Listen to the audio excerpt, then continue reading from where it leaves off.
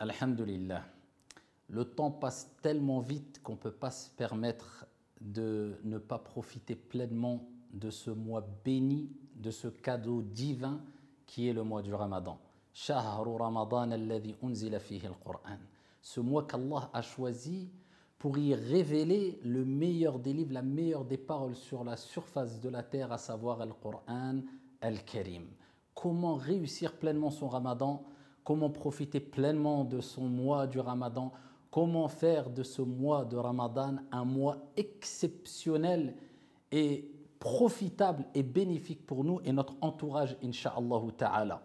Alors, on va tenter de répondre rapidement, brièvement et de manière concise à ces quelques interrogations, billahi tawfiq, mais avant tout, peut-être certaines personnes vont s'attendre à avoir comme réponse les réponses suivantes. Il faut lire le Coran, il faut donner des aumônes, il faut être encore plus généreux, il faut faire des prières surérogatoires, il faut s'accrocher à ces prières obligatoires, il faut faire du bien autour de soi plus que l'on en fait en dehors du mois du Ramadan, etc. Ces réponses sont vraies, mais on ne pourra avoir accès à tous ces bienfaits que je viens de citer, à tous ces trésors que je viens de citer, seulement si on arrive à ouvrir la porte qui nous donnera accès à ces trésors. Et cette porte n'a d'autre nom que l'organisation. Si tu n'es pas organisé, tu ne pourras pas profiter de tous ces bienfaits que je viens de citer précédemment, à savoir lire le Coran, faire des prières, donner des aumônes. Tu vas vouloir en faire trop, ou peut-être tu n'en feras pas assez, ou peut-être tu en feras trop mais pendant quelques jours et ensuite tu abandonneras tout. Peut-être que tu vas te perdre, peut-être que tu ne vas même pas te rendre compte, et quand tu voudras ici t'investir religieusement, le Ramadan sera déjà parti. Le temps passe très vite, on a besoin d'un cadre, on a besoin de structurer ici notre plan d'action, on a besoin d'une organisation. Et pour cela, comment s'organiser? Avant de te donner quelques conseils sur l'organisation du Ramadan, comment s'organiser?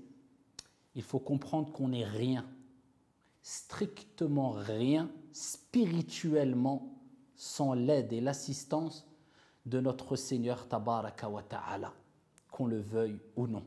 C'est pour cela qu'on doit chercher l'aide et l'assistance et la bénédiction dans nos actions auprès de celui qui bénit les actions et qui bénit qui il veut, comme il veut, quand il veut, subhanahu wa ta'ala. Ad-du'a, on demande à Allah de nous aider à s'organiser. On invoque Allah Azza wa Jal pour nous aider à l'adorer comme il se doit. Mais quelle invocation? Il y en a plusieurs, mais une particulièrement que le prophète sallallahu alayhi wa sallam nous a recommandé à travers un cadeau qu'il a donné à Mu'adh ibn Jabal radiyallahu anhu arda, qui est en réalité un cadeau pour l'ensemble de l'humanité jusqu'à la fin des temps. Lorsqu'il dit « Ya Mu'adh, Wallahi inni la uhibbuk » Ô Mu'adh, par Allah, il jure, je t'aime énormément, je t'aime. Le prophète Mohammed sallallahu alayhi wa sallam qui dit à Mu'adh, je t'aime. Le prophète aimé par le miséricordieux, notre Seigneur, le puissant et le sage par excellence, qui dit à un autre homme, un compagnon, je t'aime. Et pour ici prouver son amour aussi quelque part, il lui offre un cadeau qui est un cadeau pour l'humanité. À travers un compagnon qui est Mu'adh radiyallahu anhu warda, il dit, ya Mu'adh, ne délaisse jamais cette invocation après chaque prière. Tu peux la dire même en dehors des prières, mais particulièrement le minimum après chaque prière, ne la délaisse jamais. Quelle est cette invocation? Allahumma a'inni ala dhikrika wa shukrika wa husni ibadatik. Ne délaissez jamais cette invocation, et particulièrement maintenant, avant Ramadan, pour pouvoir s'organiser comme il se doit, en cherchant assistance auprès d'Allah Azza wa Jal avant le Ramadan et même en dehors du mois du Ramadan. Ô Allah, assiste-moi, aide-moi, afin que je t'évoque, ala dhikrika wa shukrika, afin que je sois reconnaissant comme il se doit envers toi, je te remercie comme il se doit, wa husni ibadatik, et que je t'adore comme il se doit. Je t'adore convenablement. Je t'adore de la meilleure des manières. Tu demandes à qui? À Allah subhanahu wa ta'ala de t'aider à être reconnaissant, à l'évoquer et à l'adorer de la meilleure des manières. Si le prophète a dit à Mu'adh qu'il fallait ne jamais délaisser cette invocation, c'est que sans l'aide d'Allah, sans l'invocation, on ne pourra pas s'organiser, on ne pourra pas aimer Allah comme il se doit, on ne pourra pas adorer Allah Azza wa Jal comme il se doit en comptant que sur nous-mêmes. On cherche assistance et la bénédiction, même dans nos actes d'adoration, auprès d'Allah subhanahu wa ta'ala. C'est pour cela répéter énormément cette invocation. Allahumma a'inni ala dhikrika wa shukrika wa husni ibadatik. Et vous allez voir que vous allez ressentir une certaine facilité dans l'adoration d'Allah subhanahu wa ta'ala. Deuxième des conseils, pour pouvoir s'organiser convenablement, adorer Allah convenablement, at-tawba, le repentir. Pourquoi? Parce qu'on sait très bien et pertinemment que le repentir nous permet de lever cet obstacle qu'il y a entre nous et la réalisation de nos invocations auprès de notre Seigneur Tabaraka wa Ta'ala. Plus tu as des péchés, et plus ces péchés seront un obstacle entre toi et ton Seigneur Tabaraka wa Ta'ala, entre toi et l'exaucement des invocations. C'est pour cela que quand on invoque Allah Azza wa Jalla, ce qui relève des bienséances, c'est non seulement de glorifier Allah, de prier sur le prophète, mais de demander à Allah ensuite de nous pardonner avant de lui demander ce qu'on souhaite. On purifie notre âme, on se purifie avant de demander. Et il y a une règle en islam connue, la purification avant l'ornement. Donc avant de demander, je demande pardon à Allah Azza wa Jal. Je lève tous les obstacles devant moi, entre moi et l'exaucement de l'invocation. Demandez pardon à Allah. Repentez-vous. Pas une fois, pas deux fois. Multipliez le repentir plusieurs fois en disant Astaghfirullah wa atubu ilayk. Je te demande pardon, ya Allah, pour tous les péchés que j'ai faits. Les centaines, les milliers, pas dans l'année, peut-être dans la journée. Mais Allah, c'est as-sittir. Il pardonne énormément. Il pardonne les péchés. Il veut notre bien. Et il cache tes défauts. Et il te rappelle au repentir. Tu persistes. Il te redit quelque part. Reviens, mon serviteur. قُلْ يَا عِبَادِيَ الَّذِينَ أَسْرَفُوا قُلْ يَا عِبَادِيَ الَّذِينَ أَسْرَفُوا على أنفسهم لا تقنطوا من رحمة الله Inna Allah yaghfiru dhunuba jami'a, dit ô mes serviteurs qui avez commis des excès à vos propres détriments, ne désespérez pas de la miséricorde d'Allah Azza wa Jalla. Allah pardonne tous les péchés. Demande pardon à Allah. Et si tu as fait des grands péchés, repens-toi sincèrement, regrette ce que tu as fait et la ferme résolution de ne plus recommencer. Abandonne le péché directement et demande à Allah de t'assister. Et si tu as fait un tort à qui que ce soit, répare le tort que tu as commis envers une personne ou une tierce personne. Repens-toi pour accueillir le mois du Ramadan de la manière la plus pure possible, Inch'Allah, pour être prédisposé à adorer Allah Azza wa Jal de la meilleure des manières. Troisième conseil, qui te poussera à t'organiser comme il se doit, après avoir demandé assistance auprès d'Allah à travers des invocations, qui, à partir d'aujourd'hui, tu vas répéter après chaque prière, mais pas que, à travers le repentir et l'augmentation de la parole Astaghfirullah, Astaghfirullah, Astaghfirullah, quand tu marches, quand tu manges, quand tu prépares à manger, quand tu travailles, quand tu te déplaces, Et au-delà de ça, en prenant conscience de tous les mérites qu'il y a dans le mois du Ramadan. Quand tu comprends que le mois du Ramadan est un mois pas comme les autres, qui a énormément à gagner, que c'est peut-être ton dernier Ramadan. Combien de gens ont jeûné l'année dernière et ne pourront pas jeûner avec nous cette année? Peut-être que nous, c'est notre dernier Ramadan. Et si on affirmait et on te confirmait que c'était ton dernier Ramadan, comment tu jeûnerais ce mois du Ramadan? Alors qu'il y a 11 mois qui vont venir après. En 11 mois, combien de fois, dans combien de situations dramatiques ou dangereuses on va se retrouver qui peut provoquer notre perte, notre mort, si Dieu ne nous préserve pas? Combien de fois dans notre vie on a failli de mourir, ou il a failli de nous arriver des choses catastrophiques? Et avec cela, on persiste dans l'égarement. Illa man rahim Allah. Il est temps de se réveiller. Il est temps de revenir vers Allah Azza wa Jalla. On n'est pas des anges, on n'est pas parfait, mais un minimum. Et c'est le moment, le mois de Ramadan, ce cadeau, cette grande invitation au repentir de la part de notre Seigneur Tabaraka wa Ta'ala. Donc ici, il faut prendre conscience que c'est peut-être ton dernier Ramadan et jeûner ton Ramadan comme si c'était le dernier. Comme le prophète a recommandé de faire la prière en disant « Faites la prière de celui qui fait ses adieux ». Tu fais ta prière en te disant « C'est peut-être ma dernière prière » pour la faire de la meilleure des manières.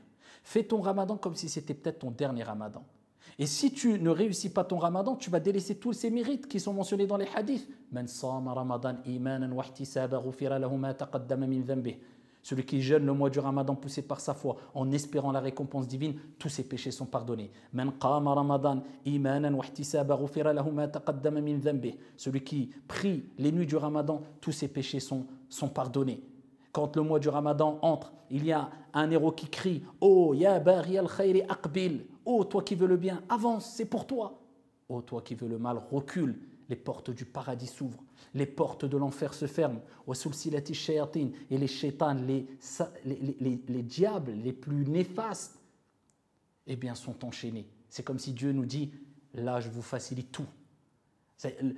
J'ai déblayé le terrain pour vous. C'est beaucoup plus facile de vous rapprocher de moi, d'éduquer votre âme. C'est un gros boost pour réussir et à continuer à adorer Allah d'une meilleure des manières en dehors du mois de Ramadan. Si avec tous ces cadeaux on ne se réveille pas, on va attendre quoi? La mort. Quand la mort va nous frapper, et Dieu a parlé de beaucoup de personnes qui diront quand la mort va les frapper, Rabbi irji'oun la'alli a'malu salihan fima tarakt kalla innaha kalimatun huwa qailuha wa min wara'ihim barzakhun ila yawmi yub'athun. Oh mon Seigneur, remets-moi sur terre afin que je puisse accomplir peut-être des actions dans ce que j'ai délaissé. Il a délaissé la prière, le jeûne, la piété envers les parents, le bon comportement, beaucoup de choses. Allah dira, mais non, ce n'est qu'une parole vaine. Et derrière lui, Al-Barzakh, le monde intermédiaire entre la mort et le jour de la résurrection. Al-Qabr, Sunduqul Amal, c'est trop tard. Le temps passe très vite. Les gens qui nous ont précédés de quelques années, voire un siècle, on ne les connaît même plus. Nous, demain, dans 1 ou 2 siècles, on ne nous connaîtra plus. On n'est qu'un passage d'une longue histoire.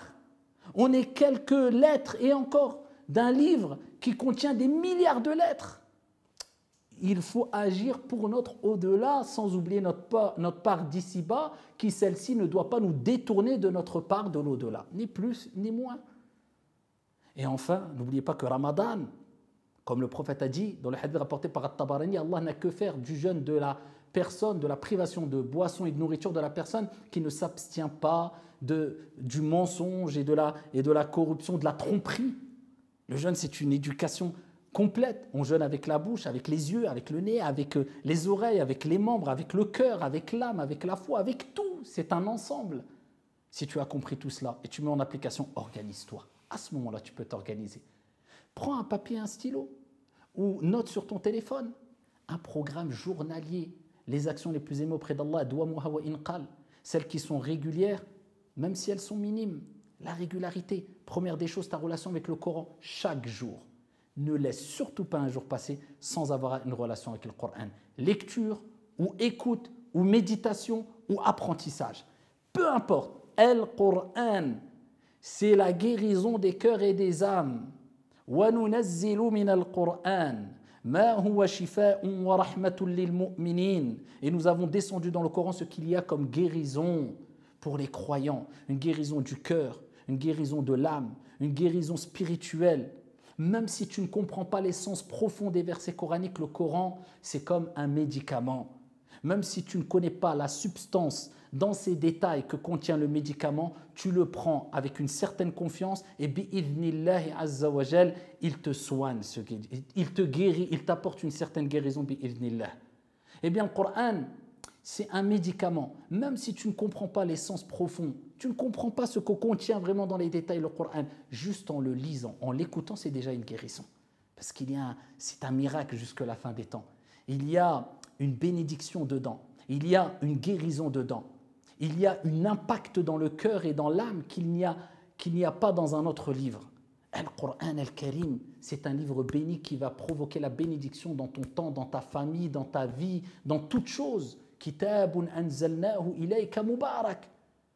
Allah dit c'est un Coran qu'on t'a révélé, à toi, au Mohammed, qui est béni. C'est une source de bénédiction. Tous les jours, tu lis le Coran ou tu écoutes. Si tu ne sais pas lire, c'est le moment. Fais-toi un programme. Chaque jour, j'apprends une lettre ou 2 lettres pour apprendre à lire à la fin du Ramadan. Et il y a une bénédiction peut-être que tu auras pendant le Ramadan que tu n'auras pas en dehors du Ramadan. Profite. Fais-toi un programme, le Coran. Chaque jour, donne une petite aumône en nourriture, en argent, aide les pauvres. Tous les jours, si minime soit-elle. Chaque jour, concentre-toi dans ce qui est obligatoire, comme tu ne le faisais pas peut-être en dehors du Ramadan. Et l'acte pratique obligatoire le plus important, le plus grand auprès d'Allah, as-salah. Tes 5 prières, fais-les à l'heure. Et après l'Isha, ne laisse pas passer une nuit sans faire au moins 2 unités de prière. Pour rentrer dans le hadith, celui qui a pris les nuits du Ramadan, poussé par sa foi, en espérant la récompense divine, tous ses péchés seront pardonnés. Chaque nuit, au moins 2 rak'at, minimum. Et tu termines avec le witr, avec 1 rak'at. Là, tu vas éduquer ton âme, tu vas habituer ton âme afin qu'après le Ramadan, ça soit aisé, ça soit facile pour elle de continuer à faire les bonnes actions. Les mauvaises relations que tu avais avec les gens, rectifie-les. Les mauvais comportements que tu avais envers les gens et la mauvaise relation envers Allah, corrige-la. Éduque-toi. C'est maintenant ou jamais. Organise-toi. Dis-toi, je ferai ça, pas plus, mais je le ferai tous les jours pendant le mois du Ramadan. Et si tu vois que pendant 1 semaine, 2 semaines, ça devient facile, augmente l'intensité. Mais en tout cas, chaque jour, mets-toi un programme pour une aumône, un programme pour tes prières obligatoires, un programme pour délaisser, si tu ne délaissais pas pendant le Ramadan les grands péchés, un programme avec le Coran, lecture, apprentissage, méditation, un petit programme, si léger soit-il, pour écouter une exhortation, et ainsi de suite. Fais le minimum, mais de manière régulière. Et si tu as compris ce que j'ai dit précédemment et retenu les leçons, ad-du'a, le repentir, prendre conscience des mérites, si tu mets en application cela, tu verras que ton mois sera béni. Ton organisation, eh bien, elle sera en place et respectée, parce que tu as cherché l'assistance d'Allah subhanahu wa ta'ala. Donc, l'organisation. Ne dites pas, je vais arriver sur le terrain dans le mois du Ramadan et je verrai ce que je fais. Non, note, mets-toi un programme, affiche-le, respecte-le. Et tu verras que tu sentiras peut-être plus ton Ramadan, plus que tous les autres Ramadans qui ont précédé. En tout cas, qu'Allah bénisse ton mois du Ramadan, qu'Allah te bénisse, qu'Allah nous bénisse, qu'Allah fasse de nous des personnes qui jeûnons poussés par notre foi, en espérant la récompense divine, et que ces mois de Ramadan qu'on a jeûné soient une cause de notre entrée à toutes et à tous au paradis auprès de notre prophète bien-aimé Muhammad, alayhi afdalus salati wa askat taslim. Wallahu a'lam, wassalamu alaykum.